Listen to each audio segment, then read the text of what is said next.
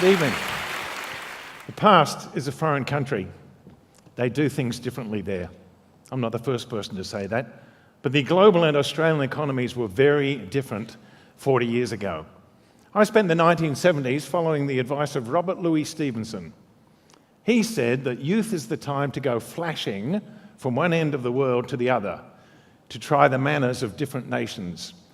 I assume the word flashing meant something slightly different in those days. But that's what I did in the 1970s, as it turns out. I spent the first 2 years as a student in Philadelphia and Washington, the next 5 in the Treasury in Canberra, and the last 3 in private enterprise in Boston. So I was in the US for most of the Vietnam War, and all that meant for the US's social fabric. In the late 60s, the US economy boomed as the spending on the war and on social programs, guns and butter, pushed it along, ultimately too quickly. Because the US consequently had a very mild recession in 1970, but inflation remained close to 6%, and that was high enough to persuade President Nixon to impose wage and price controls in 1971, always a bad idea, and to cease the convertibility of gold into US dollars, a decision that basically led to flexible exchange rates, which we've had since then. The gold price was then $38.50, believe it or not. It's around $1,200 now.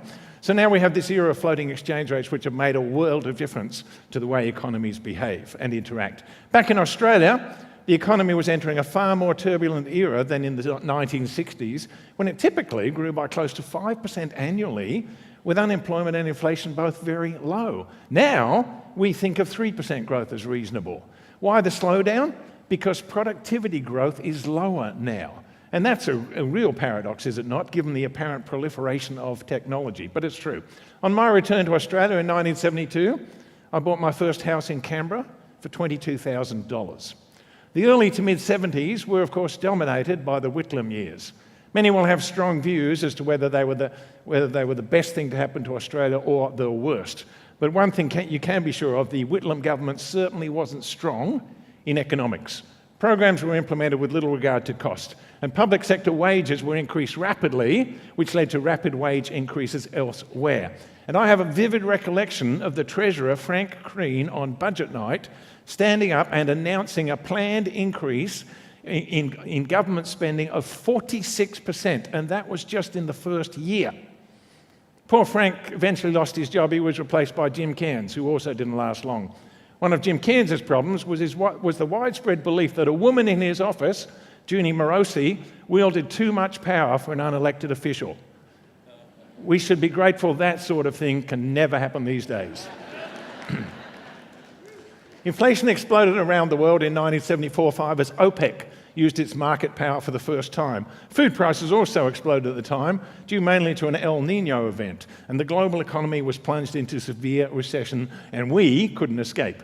In 6 months in 1974, unemployment in Australia tripled, hitting 6%. It's more than that today, of course. It boggles the mind when you look back at the 70s to remember just how persistent inflation was. Over the 10 years of the 70s, the CPI rose by 150%. Compare that with less than 30% in the past 10.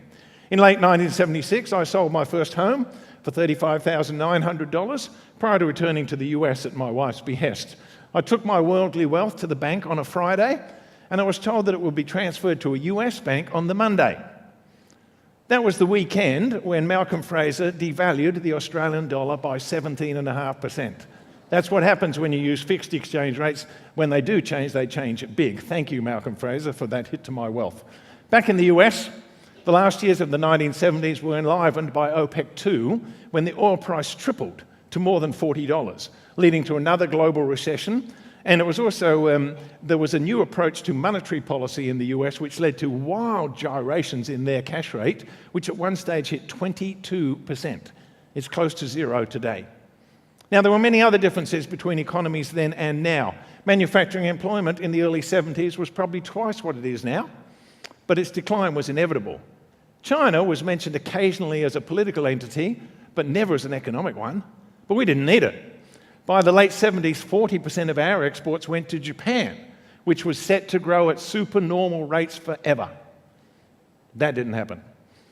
Other differences include the very different inflation story, floating exchange rates, deregulation of large parts of the economy, and of course, 24/7.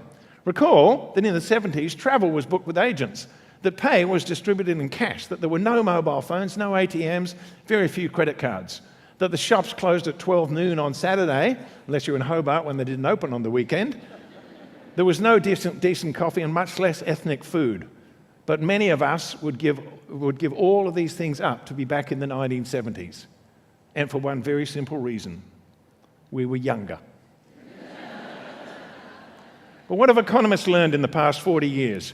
That economies will never behave perfectly, but that they function best when inflation is low. That the cycle is too often mistaken for the trend. 35 years ago, we thought oil prices would only ever keep going up. That an imbalance between what we expect the government to provide and what we are prepared to pay for is endemic. It was there then, it's there now. That the future is as uncertain now as ever, but that Australia's looks relatively bright. Thank you.